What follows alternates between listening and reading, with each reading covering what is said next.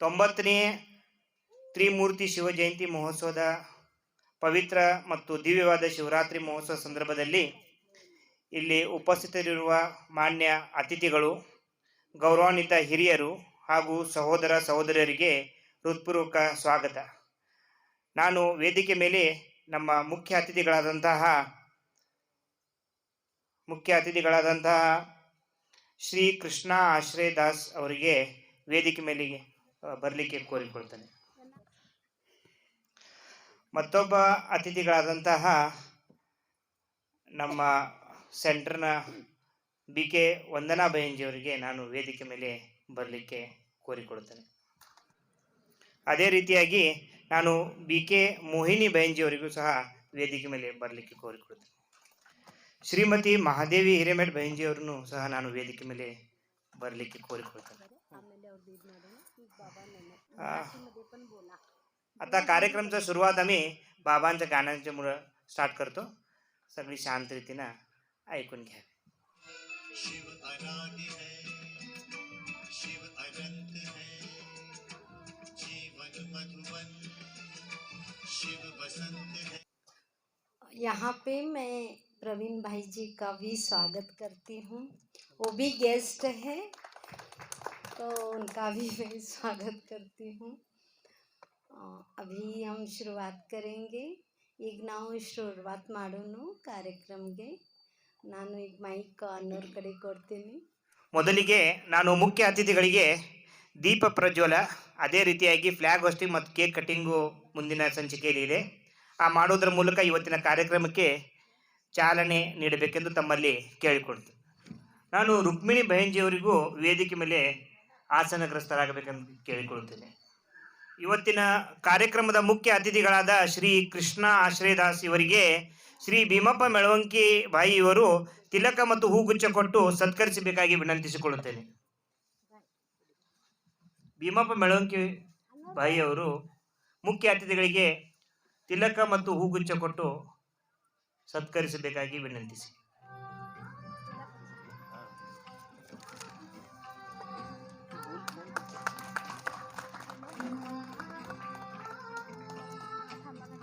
ನಮ್ಮ ಕಾರ್ಯಕ್ರಮದ ಮತ್ತೋರ ಅತಿಥಿಗಳಾದ ಶ್ರೀಮತಿ ಮಹಾದೇವಿ ಹಿರೇಮಠ್ ಬೈಂಜಿಯವರಿಗೂ ತಿಲಕ ಮತ್ತು ಹೂಗುಚ್ಛ ಕೊಟ್ಟು ಸತ್ಕರಿಸಬೇಕಾಗಿ ವಿನಂತಿ. ಮೋಹಿನಿ ಬೈಂಜಿಯವರು ಅವರನ್ನು ಸತ್ಕರಿಸಬೇಕಾಗಿ ಕೇಳಿಕೊಳ್ತೇನೆ.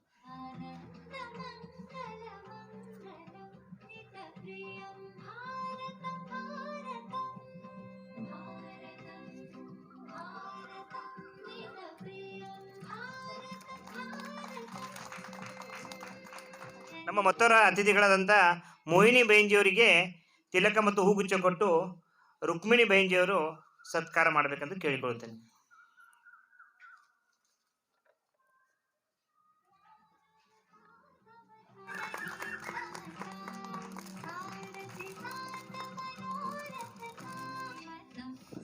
मैं प्रवीण भाई का भी इस सभा में स्वागत करती हूँ. तिलक और पुष्प गुच्छ से मैं रुक्मिणी बहन को तिलक और पुष्प गुच्छ से भाई जी का स्वागत करने के लिए कह रही हूँ. थोड़ा पुढे या की भाई जी, इकडे म्हणजे फोटो दे.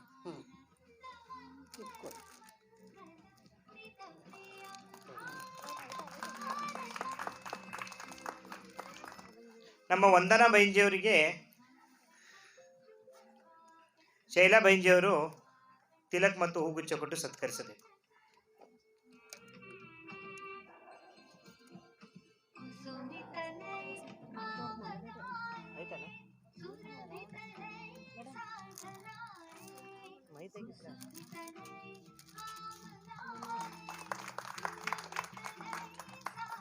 ಈಗ ನಾನು ನಮ್ಮ ಮುಖ್ಯ ಅತಿಥಿಗಳಿಗೆ ಒಂದು 4 ಶುಭ ನುಡಿಗಳನ್ನು ನಮ್ಮ ಪ್ರೇಕ್ಷಕರಿಗೆ ಹೇಳಬೇಕೆಂದು ಕೇಳಿಕೊಳ್ತೇನೆ.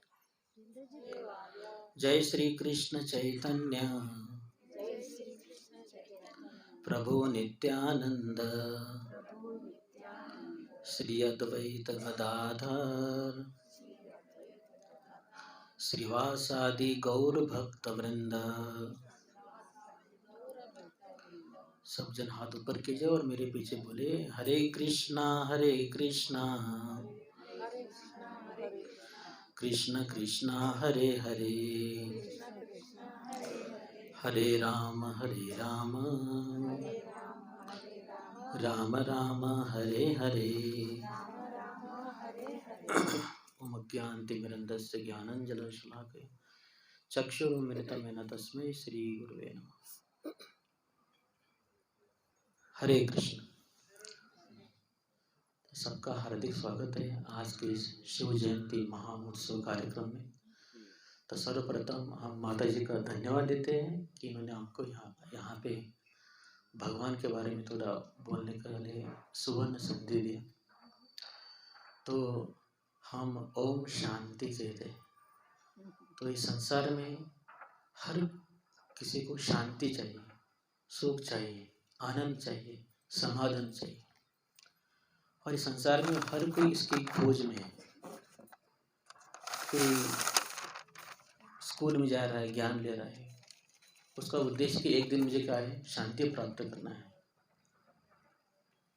कोई अलग अलग फील्ड में प्रोग्रेस कर रहा है, उसका भी उद्देश्य है मुझे क्या चाहिए, शांति चाहिए। जो कुछ भी कार्य कर रहा है उसको क्या चाहिए, शांति चाहिए। तो इस संसार में हर किसी को क्या चाहिए, शांति चाहिए, समाधान चाहिए और आनंद चाहिए। लेकिन समस्या क्या है, उसको पता नहीं कि कहाँ शांति है। वो गलत चीज़ के ऊपर शांति प्राप्त करने की कोशिश कर रहा है।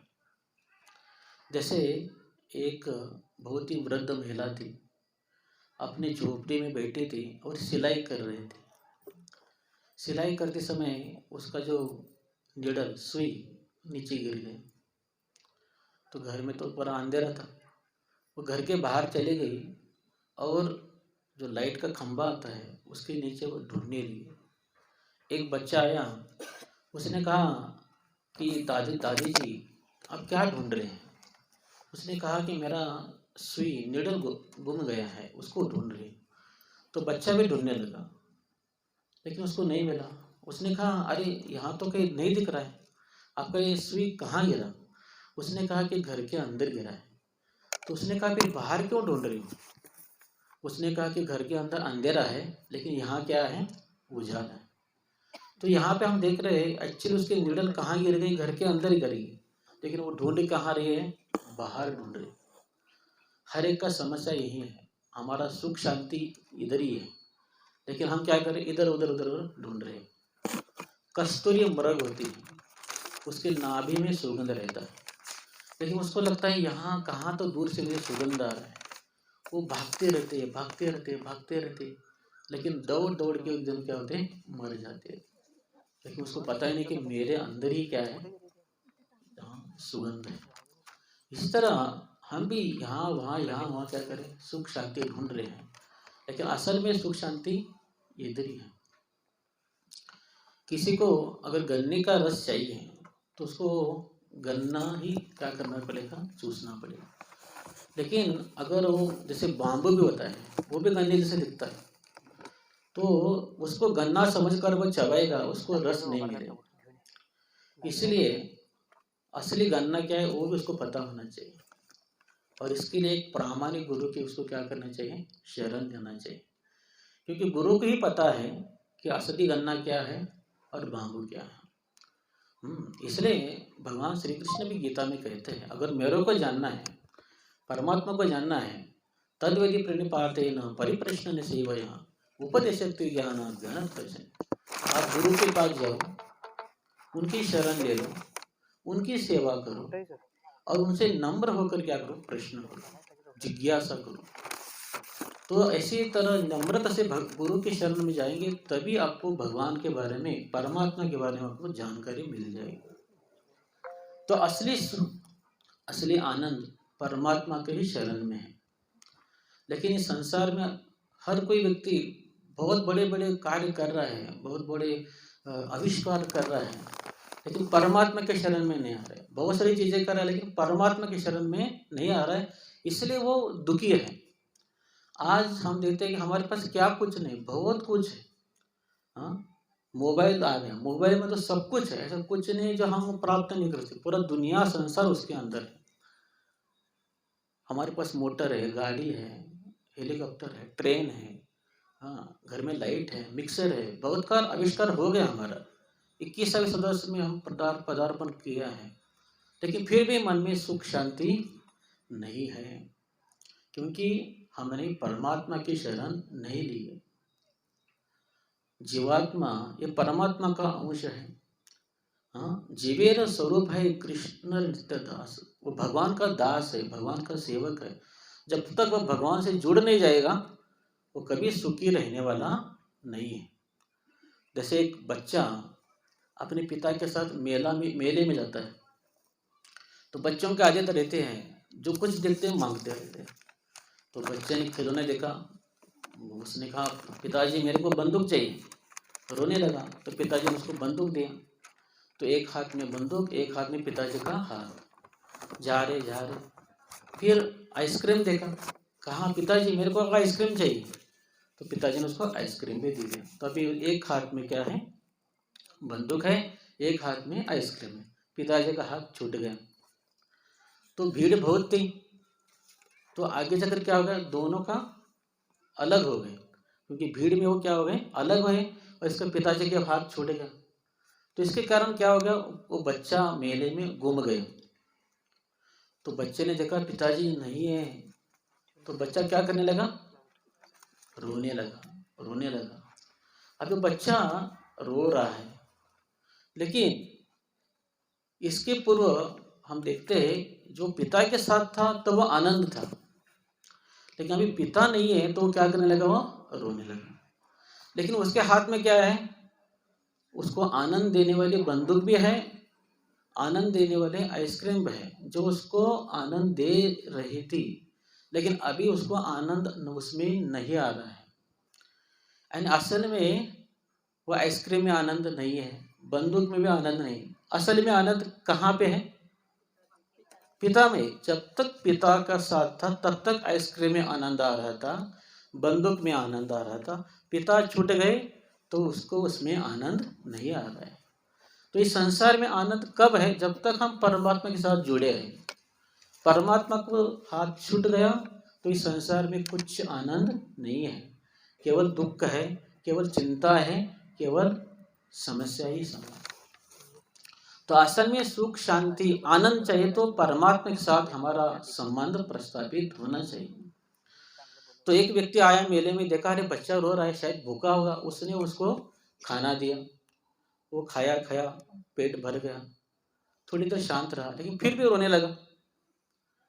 तो थोड़ी देर के लिए उसको खाना दिया, उसको समाधान नहीं मिला, टेम्पररी सॉल्यूशन हो गया उसका, फिर रोने लगा। फिर और कोई आ गया, अरे इसका कपड़े फटे, इसको कपड़े दे दो। उसने इसको कपड़ा दिया, अच्छा कपड़ा पहना, थोड़ी देर के लिए शांत हो गया, लेकिन फिर रोने लगा। अल्टीमेट उसको कौन चाहिए, परमात्मा, पिता चाहिए उसको। उसी तरह हमारे पास बंगला हो, गाड़ी हो, खेती हो, बहुत कुछ है, लेकिन घर में अगर परमात्मा का पूजा नहीं हो रहा है तो हमारे घर में शांति नहीं होगी। हाँ, तो इसी तरह जब तक पिता के साथ बच्चा नहीं होगा वो कभी सुख शांति से नहीं रह सकता। बहुत लोग बच्चों को अनाथ भी लेते हैं, तो उसको घर में वहाँ बहुत सारी फैसिलिटी उसको मिलती है, या अनाथ आश्रम में भी उसको बहुत सारी फैसिलिटी मिलती है, लेकिन वो समाधान जो होता है, शांति, उस बच्चों को कभी नहीं मिलती जो उसके माँ के साथ उसको मिल सकता है। भले वो आगे जाकर बहुत कुछ बन भी जाए, लेकिन उसके मन में रहेगा अरे मेरी माँ भी थी, मेरे पिता भी थे। तो इस तरह जब तक वो बच्चा अपने माँ बाप के पास नहीं जाएगा वो शांति से जीवन नहीं जी सकता। इसी तरह मेले में जो बच्चा गुम गया है, भले वो लोग उसको कपड़ा दे रहे हैं, उसको खाने को दे रहे हैं, लेकिन फिर भी वो समाधानी नहीं है। बहुत सारा लोग खाना भी दे रहे, कपड़ा, लेकिन फिर भी वो समाधानी नहीं है।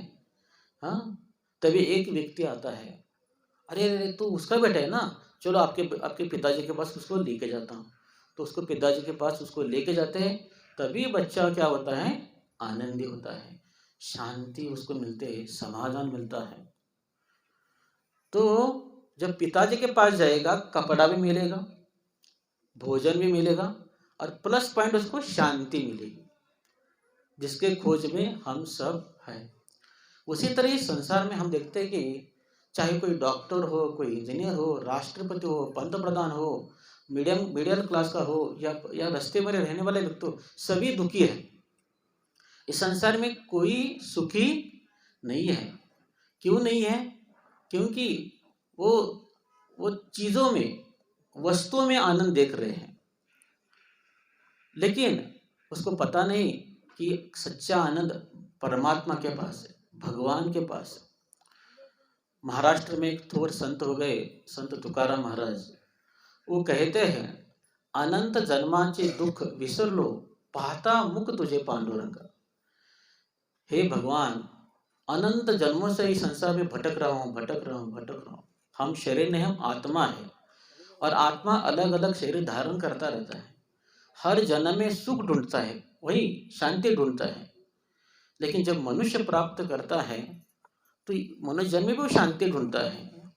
लेकिन जब उसको ऐसे संत का संग उसको मिल जाता है, हाँ, संत संगों में उसको भगवान के बारे में उसको जानकारी मिल जाती है। फिर जब वो भगवान को देखता है, भगवान के जब शरण में आता है, तब जाकर उसको शांति मिलती है। तो तुकाराम महाराज कहते हैं, मैंने शांति के लिए बहुत प्रयास किया, लेकिन जब मैंने आपको देखा तब मुझे असल में शांति मिल गई। तो इसी तरह कहने का मतलब है कि हमको शांति कहाँ मिलेगी? परमात्मा के साथ। तो मनुष्य जीवन का उद्देश्य क्या है? जो संबंध हम परमात्मा से तोड़ दिया या टूट गया है, उसको फिर से हमको क्या करना है? स्थापित करना है। उसको कहते हैं योग। ध्यान योग है, अष्टांग योग है। योग के भी बहुत सारे प्रकार कृष्ण ने गीता में कहा है। असल में योग का मतलब है कि जोड़ना।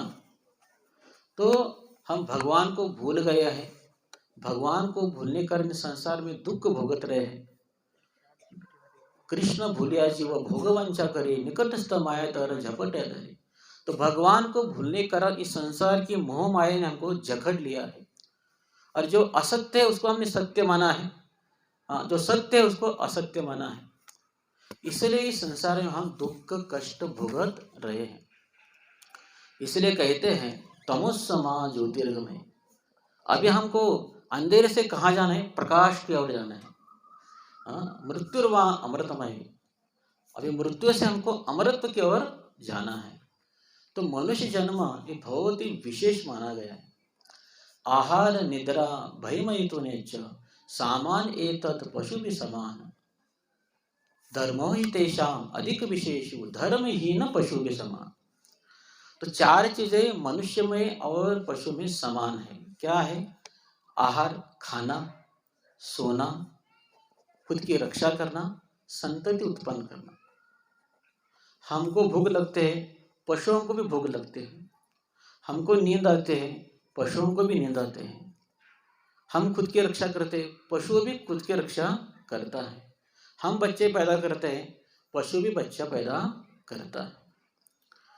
हमारे अंदर जो फीलिंग्स है वो पशुओं के अंदर भी है। जैसे हमको अपने बच्चों के प्रति प्रेम है, तो हर पशुओं के अंदर भी अपने बच्चों के ऊपर प्रेम है। जैसे एक चिड़िया होती है, वो भी अपने बच्चों को खाना खिलाते, कहीं ढूंढ ढूंढ के लाते उसके मुंह में डालते हैं। जो माँ का प्रेम है हर जीवात्मा के अंदर है। फिर बिल्ली हो, कुत्ता हो, गाय हो, है कि नहीं? अपने बच्चे की रक्षा करते हैं ना, तो उसके अंदर क्या है? वो फीलिंग्स है। तो इस तरह का है शास्त्र में कि चार चीजें हमारे में उसमें क्या है? समान है। तो फिर हमारे और उसमें में फर्क क्या रहा? फिर हमें फिर विशेष बात क्या है? मनुष्य जन्म पाकर अगर हम भी केवल ये चार चीजें करेंगे, खाना है, सोना है, खुद की रक्षा करना है, बच्चा पैदा करना है, अगर हमारे दिनक्रम सिर्फ ऐसे ही चल रहा है और हम भजन पूजन नहीं कर रहे हैं, तो हम क्या पशुओं के साथ से ज़्यादा कुछ अलग नहीं है। मनुष्य जन्म सिर्फ खाने पीने सोने के लिए बनाया नहीं है। हाँ, जब शरीर है मतलब मेंटेन तो करना ही पड़ेगा उसको, जो उसकी आवश्यकता है उसको देना ही पड़ेगा। लेकिन सिर्फ इसके लिए भगवान ने हमको जन्म दिया नहीं है। मनुष्य जन्म किसके लिए? अथाह तो ब्रह्म जिज्ञासा, जिज्ञासा करना चाहिए।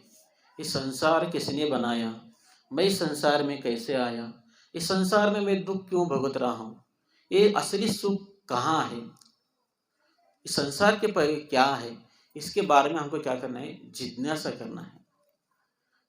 पशु लोग जिज्ञासा नहीं करते। पशुओं की बुद्धि सिर्फ इतनी है, कहाँ खाना मिलता है, कहाँ सोना मिलता है, बस, और ज़्यादा सोचते नहीं। लेकिन मनुष्य जन्म में क्या है?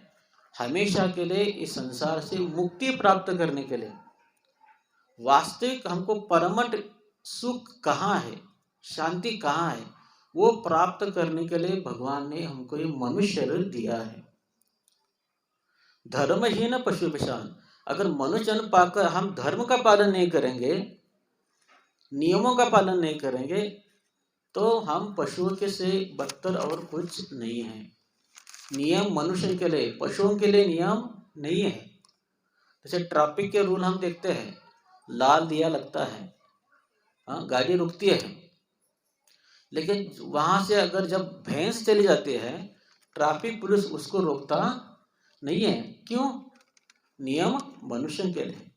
उसी तरह ये जो खाना पीना सोना ये पशुओं के लिए है, हमारे लिए वो नहीं है। हमको भी करना है, लेकिन हमको इससे प्लस पॉइंट और भी कुछ करना है। वो है वो परम पिता भगवान, उनसे हमको संबंध प्रस्तावित करना है। इसलिए कृष्ण भगवद गीता में कहते हैं, पत्रम पुष्पम फलम तोयम यो में भक्त्या प्रयजति। तो उस परमात्मा के साथ संबंध स्थापन करना चाहिए। जैसे ओम शांति का मंत्र आप जाप करते हैं तो बार बार उसका स्मरण करना चाहिए। तो हर धर्म में, हर पंथों में अलग अलग हमारे पंथ हैं, घूम फिर के हम उधर ही आने वाले हैं, क्योंकि सबके भगवान वही है, सबके ईश्वर वही है, सिर्फ अलग अलग हमारे क्या है? मार्ग है। तो हर कौन सा भी पंथ ले लो या किसी का भी धर्म ले लो, हर इसमें बताया है कि अभी कौन सा युग चल रहा है? कलयुग चल रहा है। और कलयुग, जैसे श्री कृष्ण में गीता में कहते, मैं हर युग में अवतार लेता हूँ। यदा यदा हि धर्मस्य ग्लानिर्भवति भारत अभ्युत्थानम् अधर्मस्य तदात्मानं सृजामि। कभी राम बनकर, कभी नरसिंह बनकर, कभी वामन बनकर। उसी तरह हर युग में भगवान अलग अलग रूपों में अवतार लेते हैं। उसी तरह कलयुग में भगवान नाम के रूप में आए। नाम कली काले नाम रूपे कृष्ण अवतार। तो ओम शांति नाम है, कोई राम का जप करता है, कोई कृष्ण का करता है। तो नाम, हर संतों ने भी कहा है कि नाम जप करना चाहिए। इस कलयुग में नाम के ऊपर जोर दिया है। तुकाराम महाराज भी कहते हैं, नामा परती साधन नाही, जेतु आनिक कर सिखाही, जेतु आनिक कर सिखाही। भगवान का नाम लेना मतलब भगवान के साथ कनेक्ट होने। भगवान का नाम लेना मतलब भगवान के साथ कनेक्ट। भगवान का नाम भौतिक नहीं है, पदार्थ नहीं है, वो आध्यात्मिक है, वो दिव्य है। उसके अंदर भगवत क्या है? शक्ति है। उसके अंदर नाम के अंदर क्या है? शक्ति है। जब हम भगवान का नाम लेते हैं तो उस परम पिता से हम कनेक्ट हो जाते हैं। वो जो दिव्य ऊर्जाएं हमारे अंग अंग में वो क्या होते हैं? प्रस्तावित हो जाते हैं। और हमारे हृदय के अंदर जितने भी कल्मश है, काम है, क्रोध है, लोभ है, मत्सर है, ईर्ष्या है, द्वेष, वो सब ईर्ष्या बाहर चले जाते हैं और हमारा हृदय शुद्ध और आनंद में हो जाता है। छत्रपति शिवाजी महाराज तुकाराम महाराज के भजन कीर्तन भजन में जाते थे। उनको साक्षात्कार हो गया। क्या साक्षात्कार हो गया? कि संसार में सही में कुछ है ही नहीं। उन्होंने कहा, मैं अभी संन्यास लूंगा, केवल भगवान का भजन करूंगा। लेकिन वो समय मुगलों का राज था और सब जगह अन्याय चल रहा था। तब उनके मंत्रियों ने कहा, फिर राज्य का रक्षा कौन करे? तो शिवाजी महाराज ने कहा, एक्चुअली हमारे शत्रु कौन है? इस पत्थर के, इस जो क्या बोलते हैं, बड़े बड़े किले थे ना, वो किले पे बैठने वाले लोग, वो हमारे असल में शत्रु नहीं है। हमारे हृदय के अंदर जो बैठा हुआ काम है, क्रोध है, ईर्ष्या है, द्वेष है, वो असल में हमारे शत्रु है। हमारे शत्रु एक्चुअली अंदर ही बैठा है। हाँ, जब तक हम उसके ऊपर विजय प्राप्त नहीं करेंगे हाँ, तो सही रूप से हम कभी भी हम इस संसार में विजय प्राप्त नहीं कर सकते। वाच वेगम मनसा क्रोध वेगम जिह्वा वेगम उदर उपस्थ वेगम एतान वेगान विषितर पृथ्वी समशिष्यात्। तो शास्त्र में कहा है हमारे वाणी के ऊपर नियंत्रण होना चाहिए। जब हम कुछ बोलना चाहते हैं तो सोचना चाहिए कि मेरे इस बोलने से दूसरे के ऊपर क्या इफेक्ट होने वाला है, क्या परिणाम होने वाला है। मैं अगर बोल रहा हूँ तो सामने वाले का कल्याण होने वाला है क्या उससे, क्या और कुछ उत्पात होने वाला है, तो सोचना है। वाच्य होगा, वाणी के ऊपर हमारे नियंत्रण होना चाहिए। मन के ऊपर हमारे क्या होना चाहिए, नियंत्रण होना चाहिए। क्रोध, क्रोध के ऊपर हमारा नियंत्रण होना चाहिए। जिह्वा, ये जिह्वा कुछ भी खाती रहते हैं, जैसे लोग मांसाहार करते हैं, नशा करते हैं, तो देखना चाहिए मैं किसको खा रहा हूँ या उसको तकलीफ हो रही है क्या।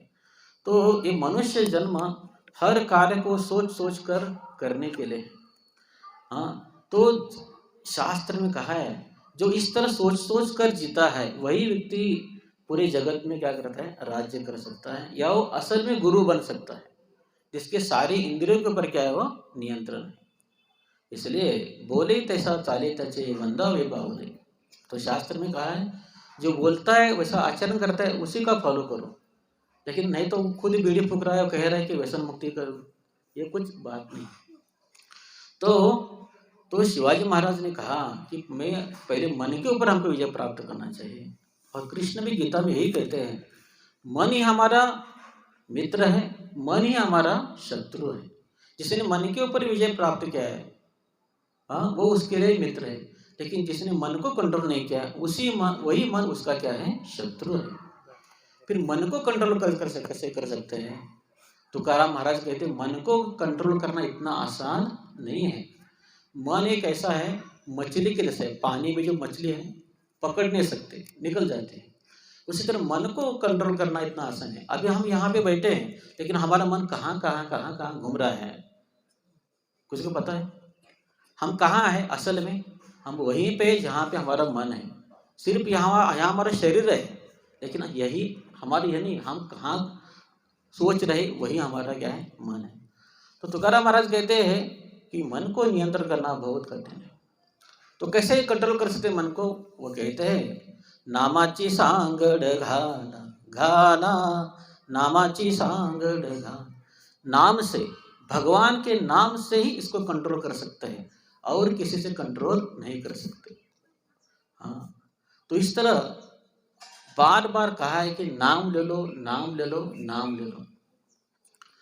तो पुरंदरदास भी अपने भजन में कहते हैं, नर जन्म बंदागा ना लगे रुबागा, कृष्णाय न बारदे, श्री कृष्णाय न बारदे।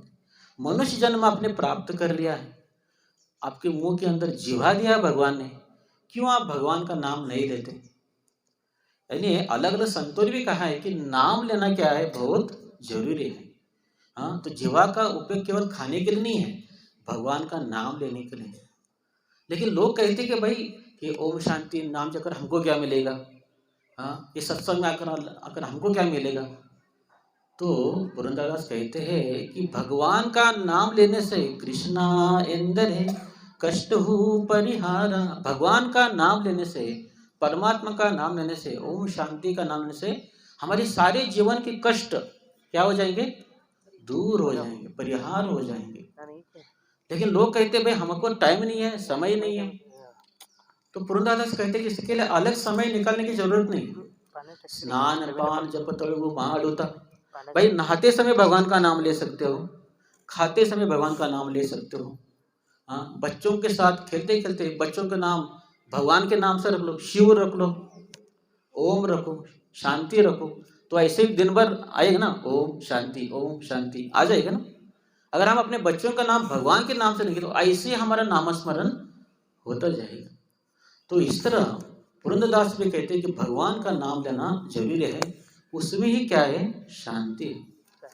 इस तरह हम देखते हैं हमारे अलग अलग धर्मों में लोग क्या करते हैं, नामस्मरण करते हैं।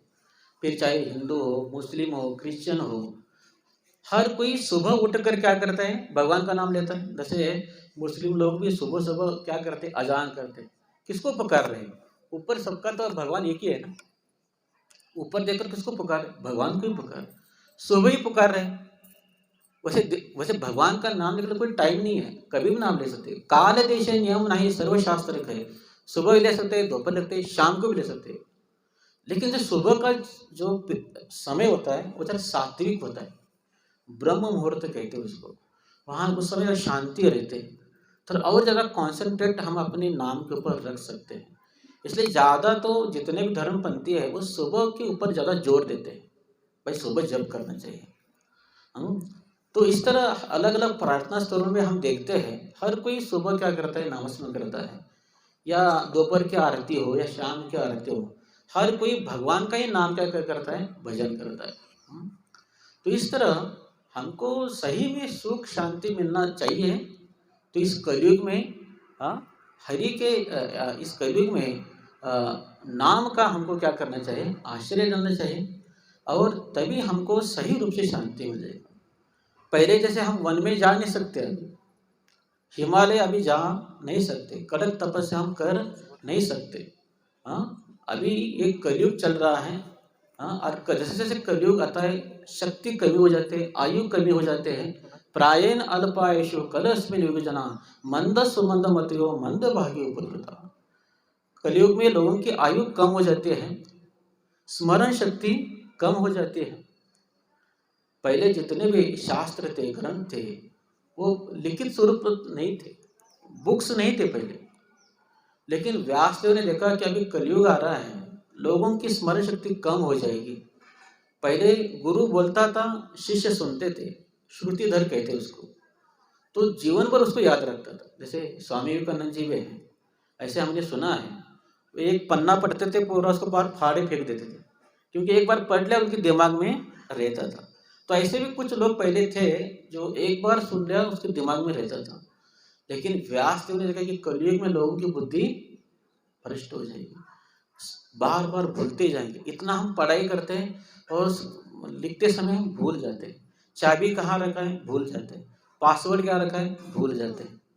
तो ये हमारे कलयुग का, ये कली मतलब राक्षस, उसका प्रभाव है हमारे ऊपर।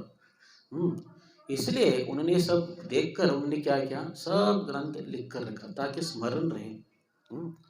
तो इस तरह चाहे ग्रंथ ले लो, अलग अलग पंथ रखो, अलग अलग विचारों को, सबका एक ही मत है कि इस कलयुग में हमको भगवान के नाम का स्मरण करना है, चिंतन करना है।